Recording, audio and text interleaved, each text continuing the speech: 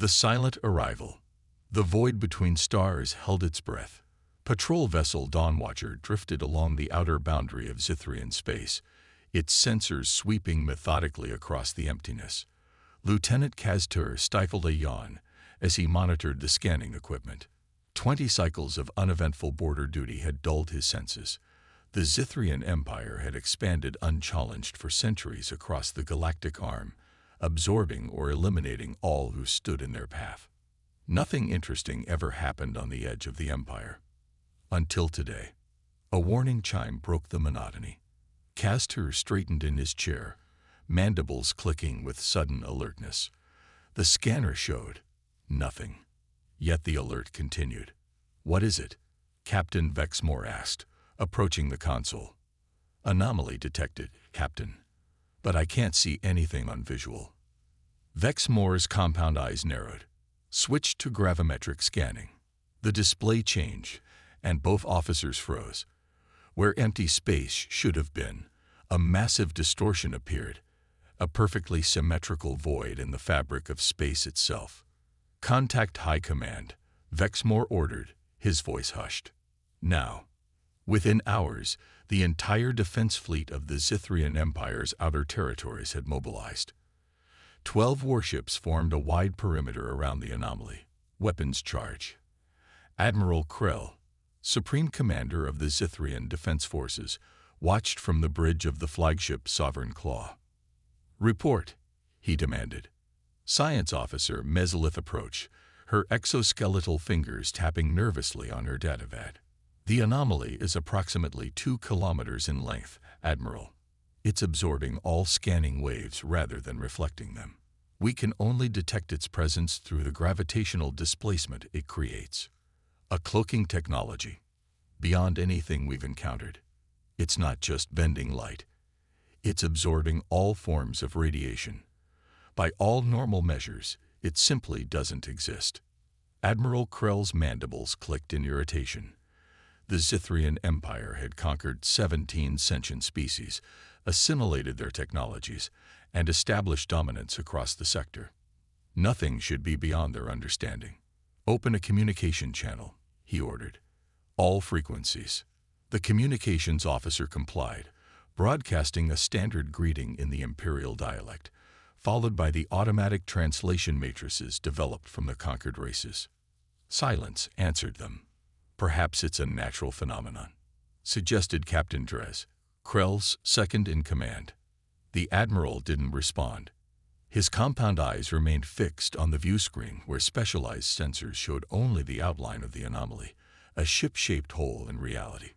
"Prepare a probe," he ordered finally. "Direct contact protocol."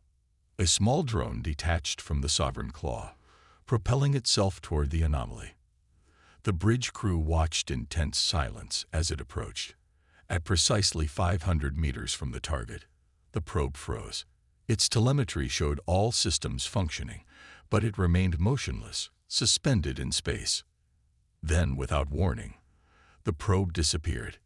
Not exploded, not destroyed. It simply ceased to exist between one moment and the next. Gasps echoed across the bridge. Admiral Krell's exoskeleton darkened, the Zithrian equivalent of paling in fear. "Weapons hot," he ordered. "All ships, maintain distance." Before the fleet could respond, the anomaly changed. Its edges sharpened, the void taking definite shape. What had been a distortion in space became solid, a massive vessel of midnight black, its hull unmarked by weapons ports or external systems of any kind. It was sleek, elegant, and utterly alien. "Identify that design," Krell demanded. Mesalith worked frantically at her console. "Unknown, Admiral. It matches no known configuration in our database. Impossible. We've cataloged every spacefaring race in this sector." "Every known race," she corrected quietly. A heavy silence fell over the bridge. The implications were clear. Either this was a species from beyond the explored galaxy, or it was something they had believed extinct. In the silence, a communication officer suddenly straightened. "Admiral, we're receiving a transmission. Audio only." "Put it through." The sound that filled the bridge sent chills through every Zithrian present. It wasn't a voice, exactly. More like a pulse, a rhythm that seemed to vibrate through their very bodies rather than their auditory receptors. "What is that?" Captain Drez whispered. Science officer, Meselith's eyes widened. It's a heartbeat." Deep within the black vessel, Commander Elena Reyes stood in the observation bay, watching the Zithrian fleet through specialized sensors. The aliens couldn't see her, couldn't see any of the crew, through the quantum displacement field that surrounded the Prometheus. "They've established a perimeter," reported Tactical Officer Marcus Chen. 12 vessels, moderate armament by our standards. Nothing the Prometheus can't handle." Elena nodded. "And they've received our signal." "Yes, Commander. First stage contact protocol initiated. The heartbeat has been transmitted." Their response: confusion. No recognition markers detected in their communication patterns. Elena allowed herself a small smile. Of course they wouldn't recognize it. How could they? Humanity had been gone for 200 years, or so the galaxy believed. "Deploy the secondary array," she ordered. "Let's see what they do when we start speaking their language." On the bridge of the Sovereign Claw, the mysterious pulse suddenly stopped. Admiral Krell was about to order a tactical retreat when the viewscreen activated on its own. The image showed only darkness at first, then gradually focused on a figure. The bridge crew stared in disbelief. The being on screen was Bictal, with soft-looking pink-beige skin and no exoskeleton. It had fur on the top of its head and wore a sleek uniform of deep blue. But most disturbing were its eyes, only 2 of them, front-facing, with white surrounds and colored centers that seemed to stare directly into Krell's soul. "Zithrian vessel," the creature said, its mouth forming alien syllables that somehow translated perfectly into Imperial dialect. "This is Commander Elena Reyes of the Earth ship Prometheus." Gasps echoed across the bridge. Earth. The word was legend, spoken only in whispered stories to frighten hatchlings. "Impossible," Admiral Krell breathed. "The humans were eradicated. Our histories are clear. The Great Purge eliminated them completely." The human's expression didn't change, but something cold entered those unsettling eyes. "History," she said calmly, "is written by those who believe they've won." The signal cut abruptly, leaving the bridge in stunned silence. Admiral Krell's mind raced. If humans still existed, if they had developed technology this advanced, then everything the Empire believed about its supremacy was wrong. "Admiral," Captain Drez ventured, "we should contact the Emperor." Krell nodded slowly. "Yes, and deploy the entire 7th Fleet. Whatever this vessel is, wherever it came from, it must not be allowed to proceed further into Imperial space." As the orders went out, Science Officer Meselith approached cautiously. "Admiral, if I may, our historical records indicate that humans were a primitive species with minimal interstellar capability. The technology we're seeing is impossible," Krell finished. "Yet here it is, which means either our records are wrong, or they've had help," Meselith suggested. Krell's compound eyes narrowed. "Or they've evolved." In the Emperor's palace on Zith Prime, Grand Vizier Trazak burst into the Imperial chamber, protocol forgotten in his haste. Emperor Kaztor looked up from the strategic display with irritation. "What is the meaning of this interruption?" "Majesty," the Vizier gasped. "A transmission from Admiral Krell. Priority Omega." The Emperor's irritation vanished. Priority Omega was reserved for existential threats to the Empire itself. "Show me."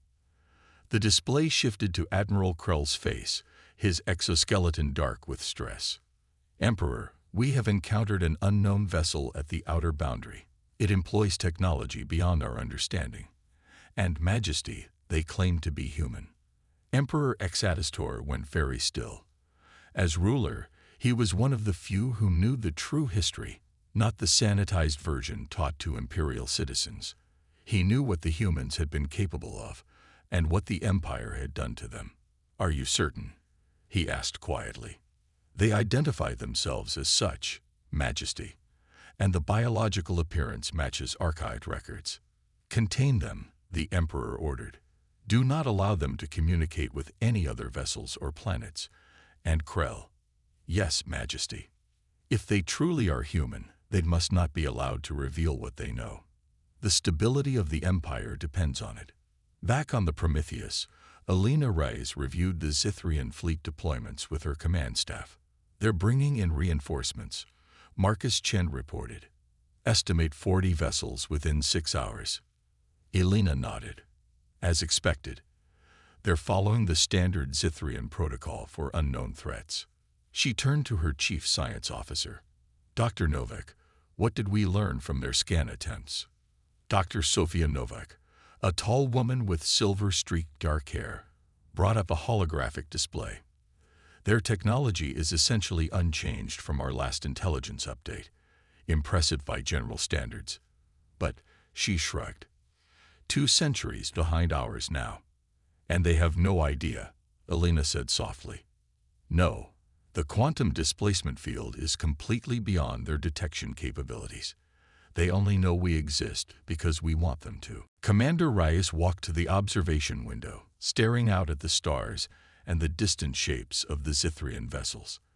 For 200 years, humanity had hidden, learned, and prepared. After the Great Purge, the Zithrian attempt to eradicate the human race, the survivors had gone deep into uncharted space, disappearing from galactic knowledge. But they had never forgotten, never forgiven. Commander, her communications officer called, we're detecting widespread communications throughout the Zithrian network. They're alerting their entire empire to our presence. Good, Alina said. That saves us the trouble. She turned to her crew, faces illuminated by the blue glow of the ship's systems. The descendants of the survivors, born and raised with one purpose, to ensure humanity would never be vulnerable again. The Zithrians believe they destroyed us, she said. They built an empire on that belief. Today we begin dismantling that lie. Not with weapons, but with truth. Operation Dawn begins now. Throughout the massive ship, systems hummed to life. The Prometheus had not come alone. It was merely the herald, the first to reveal itself after centuries of silent preparation. As Admiral Krell marshaled his forces, unaware of what truly faced him, Commander Alina Reyes gave a single command. Activate the network. Across Zithrian space, in systems they thought secure, in planets they believed fully conquered, signals began to activate. The sleeper cells, humans, and their allies who had infiltrated the Empire over generations, received their call to action. The reckoning had begun. The reckoning. Admiral Krell stood rigid on the bridge of the Sovereign Claw, watching as the tactical display filled with points of light. 67 warships, the combined might of the Zithrian 7th and 9th fleets. The mysterious human vessel remained motionless, a dark silhouette against the stars, seemingly unconcerned by the armada gathering before it. All ships in position, Admiral, reported Captain Trez, awaiting your command. Krell's compound eyes studied the formation. The Empire had crushed countless civilizations with far less firepower. Whatever tricks these humans possessed, they could not stand against such overwhelming force. Open a channel, he ordered. When the communications officer nodded, Krell spoke with the full authority of his position. Human vessel, this is Admiral Krell of the Zithrian Imperial Fleet. You have entered sovereign territory without authorization. Power down your systems and prepare to be boarded, or we will open fire. The response came almost immediately, the human commander's face appearing on the view screen, her expression calm. Admiral Krell, Commander Alina Reyes said, we have no hostile intentions toward your people. We request direct communication with your Emperor. Krell's mandibles clicked in irritation. The Emperor does not speak with intruders. This is your final warning. The human smiled slightly. I understand protocol requires you to make threats, Admiral, but I strongly advise against any aggressive action. For your sake. You are one vessel against an armada. Krell responded.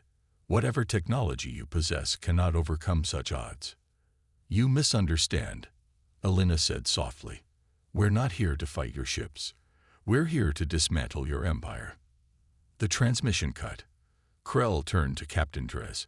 Commence the attack. All ships, coordinated barrage. From the bridge of the Prometheus, Alina watched as the Zithrian fleet moved into attack formation. Her crew worked calmly at their stations, none showing concern at the overwhelming numbers they faced. They're charging weapons, Marcus Chen reported. Targeting solutions locked on our position. Alina nodded. Defensive measures only. No return fire unless absolutely necessary. Dr. Sofia Novak approached, her expression troubled. Commander, we could simply demonstrate our technological superiority without casualties. A single targeted strike. No, Alina said firmly. We are not conquerors. We are not them. The Zithrians need to understand exactly what they're facing, but we won't sink to their level of indiscriminate destruction. On the view screen, the first salvos launched, streams of plasma fire and kinetic projectiles racing toward the Prometheus. Impact in 3 seconds, Chen announced. No one on the bridge flinched as the barrage reached them. The weapons simply disappeared, not deflected, not absorbed by shields. They ceased to exist several kilometers from the hull, vanishing into the quantum displacement field as if they had never been fired. Second wave incoming, Chen reported dispassionately. Again, the Zithrian weapons fire dissipated harmlessly. On the tactical display, Alina could see the confusion spreading through the enemy fleet as their sensors failed to register any impact. They're adjusting targeting parameters, Chen noted, attempting different weapon configurations. Alina nodded. Let them try 3 more salvos, then activate the demonstration protocol. On the Sovereign Claw, confusion had turned to near panic. Admiral Krell watched in disbelief as the combined firepower of 2 fleets, enough to reduce a planet's surface to slag, produced no effect whatsoever on the human vessel. Impossible, he whispered. Science officer, explanation. Meslith's fingers trembled as she worked her console. The weapons aren't being stopped, Admiral. They're simply ceasing to exist before impact, as if the space around the vessel is different somehow. Different how? Krell demanded. I don't have the scientific framework to explain it, she admitted. It's beyond our understanding. Before Krell could respond, alarms blared across the bridge. The tactical display showed a sudden energy surge from the human vessel. Evasive action, Krell shouted, certain the humans were finally retaliating. But the Prometheus didn't fire. Instead, a pulse of invisible energy expanded outward in a perfect sphere. As it passed through the Zithrian ships, every vessel went dark. Engines, weapons, shields, even life support. All systems simultaneously failed. Only emergency power remained, keeping the crews alive, but leaving the mighty armada drifting helplessly in space. On the bridge of the Sovereign Claw, bathed in the dim red glow of emergency lighting, Admiral Krell felt something he hadn't experienced in his entire career. Genuine fear. What did they do to us? Captain Dres whispered. Before anyone could answer, the view screens reactivated, showing the human commander once more. Admiral Krell, Alina said calmly, your fleet is disabled but your crews are unharmed. This demonstration was necessary to avoid further waste of life. Now, I will ask once more. Connect me with your Emperor. Emperor Exaztor received the transmission in his private war room, surrounded by his most trusted advisors. When the human commander's face appeared on the screen, he maintained a facade of imperial dignity, despite the cold dread settling in his thorax. I am Emperor Exaztor, sovereign of the Zithrian dominion, master of the 17 worlds. You stand in violation of imperial space. The human showed no intimidation. Emperor, I am Commander Elena Reyes of Earth. I represent the human collective and its allies. Earth was neutralized 2 centuries ago, the Emperor stated flatly. If some remnants survived, it changes nothing. The Empire's decision was justified. Justified. Something flashed in the human's eyes. You attempted to exterminate an entire species because they refused to submit. You called it the Great Purge in your histories, portrayed it as a necessary action against a dangerous race. But we remember it differently. The Emperor's mandibles twitched. The past is irrelevant. What do you want? Justice, Elena replied simply, and insurance that no other species suffers our fate. She gestured, and the transmission expanded to show multiple screens, images from across the Empire. Zithrian citizens watched in confusion as their technology failed around them. Transportation systems, communication networks, industrial facilities, all across the 17 conquered worlds, the infrastructure of Empire collapsed simultaneously. What have you done? The Emperor demanded, his composure cracking. We've introduced a selective technology suppression field across your empire, Elena explained. It targets only military and industrial systems, your medical facilities, food production, and other essential services remain operational. Your people will not suffer, unlike ours did. The Grand Vizier stepped forward. This is an act of war. No, Elena corrected. This is an intervention. For 2 centuries, we've watched your empire expand through conquest and subjugation. We've witnessed 7 more species fall under your control. While you believed us extinct, we were evolving, learning, and preparing. Preparing for what? The Emperor asked, though he feared he knew the answer. To ensure balance in the galaxy, Elena said. As of this moment, the Zithrian Empire has been dismantled as an interstellar power. Your military capabilities are neutralized. Your subject worlds are being contacted by our representatives with offers of alliance and protection. In the Imperial Palace, chaos reigned. Reports flooded in from across the Empire. The mechanisms of control had simply stopped functioning. On conquered worlds, subjugated species were rising up, not in violent revolution, but in orderly transition, guided by human operatives who had apparently been embedded for decades. How is this possible? The Emperor demanded of his council. How could they infiltrate us so thoroughly without detection? The intelligence director trembled. We never looked for them, Majesty. After the purge, humans were considered extinct. Our security protocols didn't even include them as a potential threat. A catastrophic oversight, the Emperor hissed. The Grand Vizier, always practical, leaned forward. Majesty, we must consider our options. If their technology can so easily neutralize ours, then we have no options, the Emperor finished bitterly. On the Prometheus, Elena Reyes received confirmation from across the former Zithrian Empire. Phase 1 was complete. The Empire's military and control infrastructure had been neutralized without a single casualty.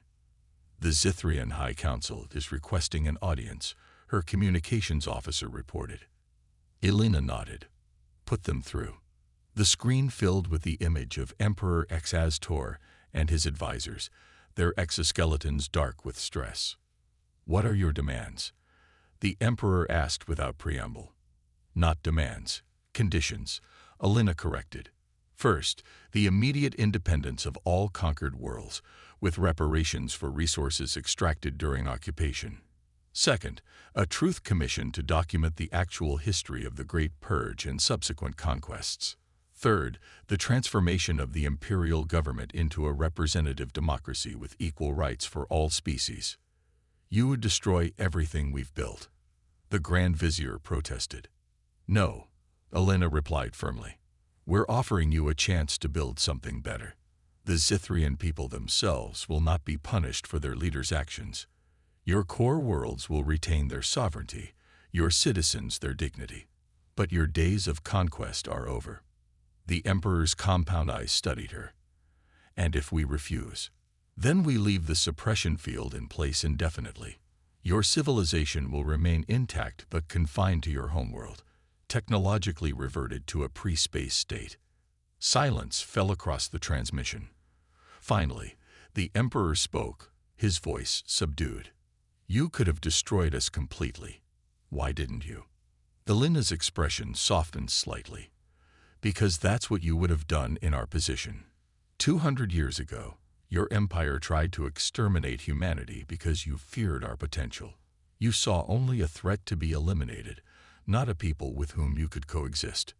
She leaned forward. We survived by learning that strength doesn't come from domination, but from cooperation.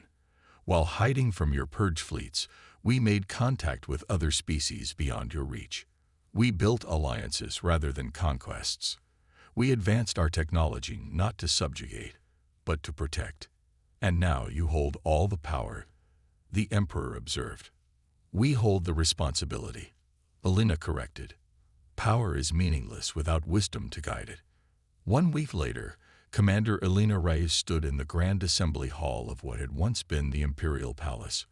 Representatives from all 18 species, the Zithrians, and their 17 formerly subjugated peoples, gathered for the signing of the Galactic Concordat.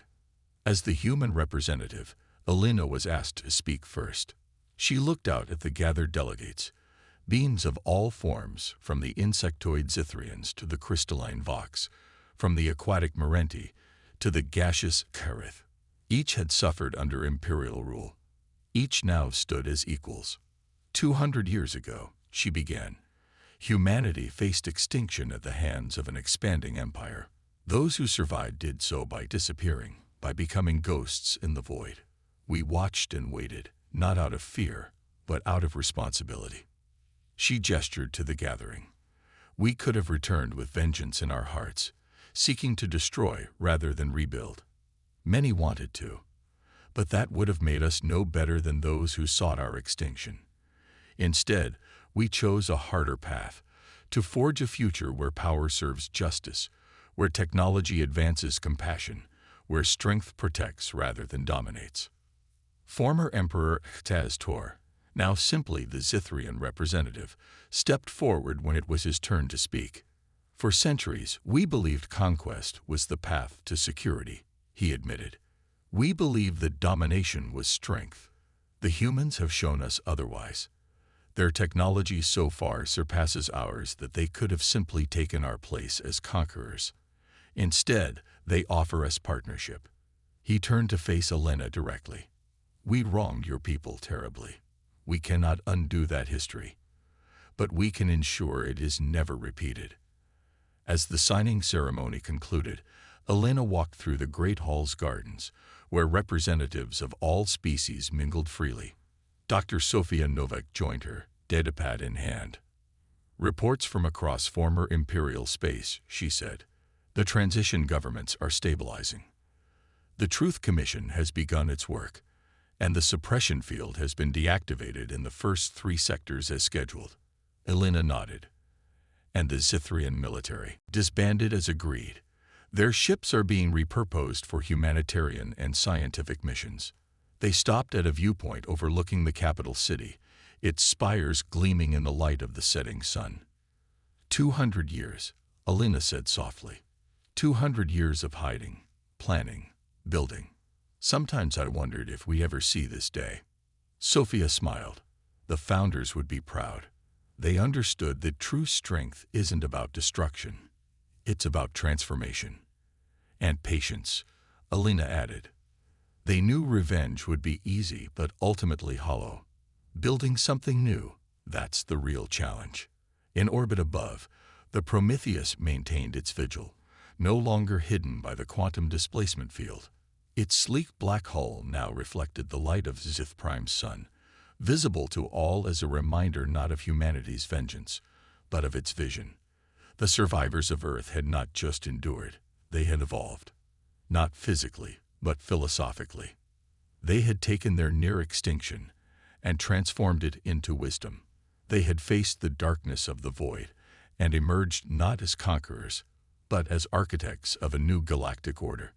As night fell across the former imperial capital, signals raced across the stars, messages from the human collective to its far-flung members. The message was simple. Dawn has arrived.